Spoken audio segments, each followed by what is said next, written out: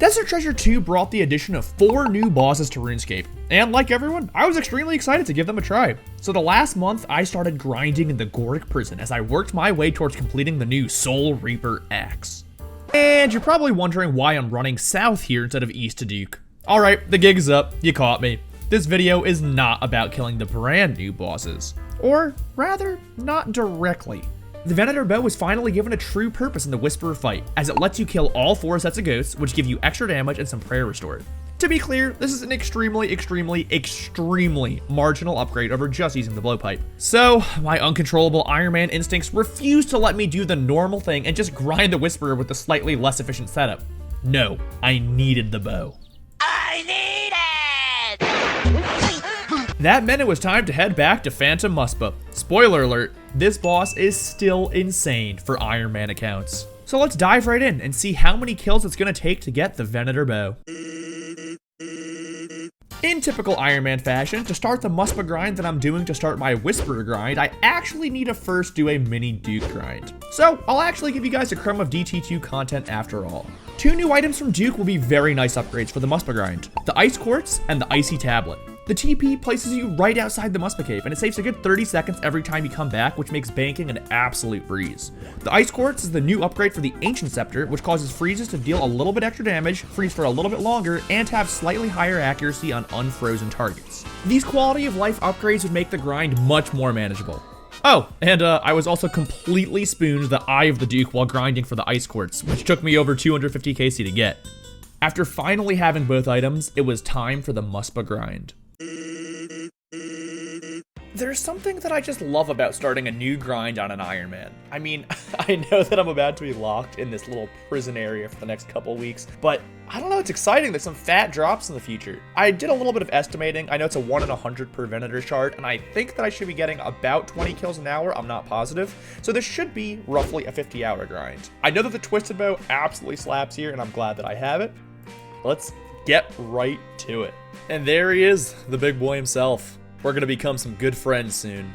If anybody asks me why I'm using Arams instead of Ancestral, I'm gonna have a fucking conniption and die.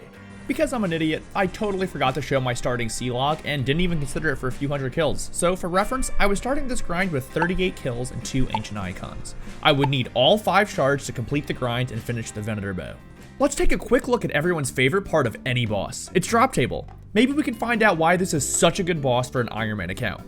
Well, for one, it drops a respectable amount of alkables. Rune plate legs, rune kite shields, dragon plate legs and skirts, runite ore, and even better, water orbs. Yeah, I know, it's super Iron Man of me to get excited over something as shitty as water orbs, but goddamn is it satisfying to turn that massive battle staff stack into something twice as good just by adding the orb.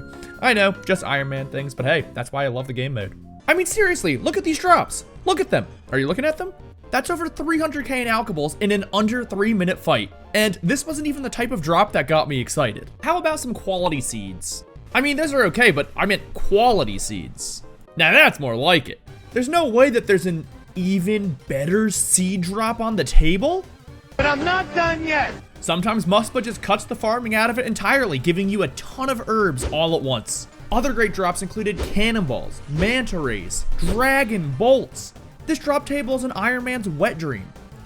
Oh my god, that's an insane drop. I also really like the addition of what I call trip extenders to the boss drop tables. In this case, sharks, prayer potions, summer pies, and restores. It's always nice to get a drop that you know will let you stay for a few more KC.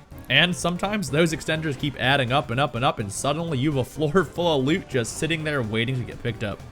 For the first 100 KC of my grind, I had to keep myself entertained by the normal drops. But on kill 140, I finally got something. And this is where I have to admit that I had my recorder set up wrong, so I only have a screenshot to show my first Venator shard. I fixed it right after, and RNGesus blessed me just a few kills later. No way, dude. I legit just got one of these. Oh my god, awesome. I think it's time now to talk about the boss itself, and how the Ancient Ice Scepter feels at it. The fight isn't too long or difficult, but it stays engaging. It doesn't have too many annoying mechanics, and it allows for some satisfying gear swapping if that's your thing.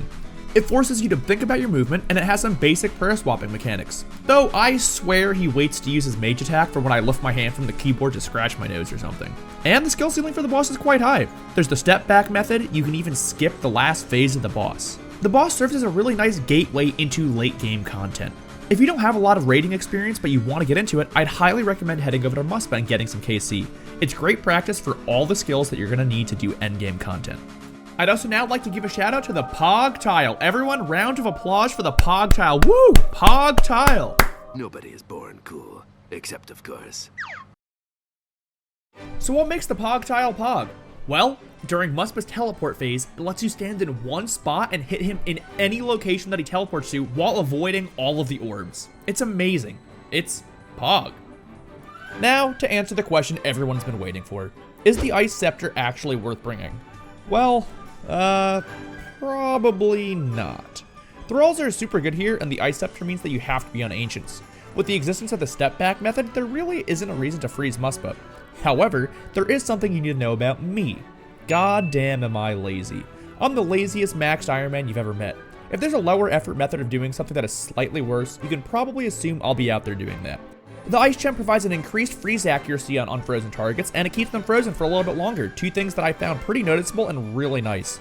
It meant that once Muspah was frozen, there was a few seconds of pure, standing still bliss. So, all things considered, I personally found the freeze tech to be super chill and therefore worth using. Though, sometimes it still let me down. Yeah, okay. Yeah, okay.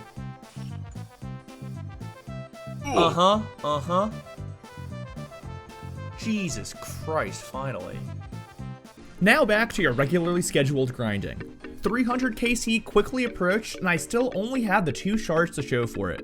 I also remembered that showing the collection log is pretty cool, so here we are at 300 KC. Despite being a bit dry at this point, I think I still prefer this style of drop system. It's nice knowing that you're making incremental progress to your goal as you gain KC. The next 100 KC also passed, though this time I somehow missed recording 400 KC, so here's 401 instead.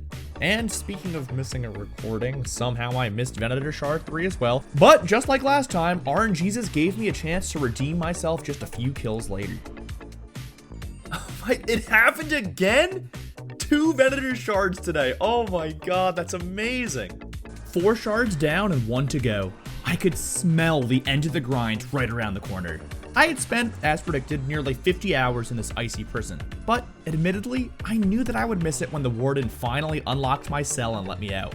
I really enjoyed this grind, and as I slowly approached the 500 KC mark, I could hear the jingling of keys. Yes, we're done. We are done, baby. The grind was officially complete. And so our journey ends with 439 kills in this grind and nearly 100 mil in loot. Because I had a few kills before starting it, the final total is actually 472 KC to get all 5 Venator shards. We finally get to combine these bad boys into a Venator Bow.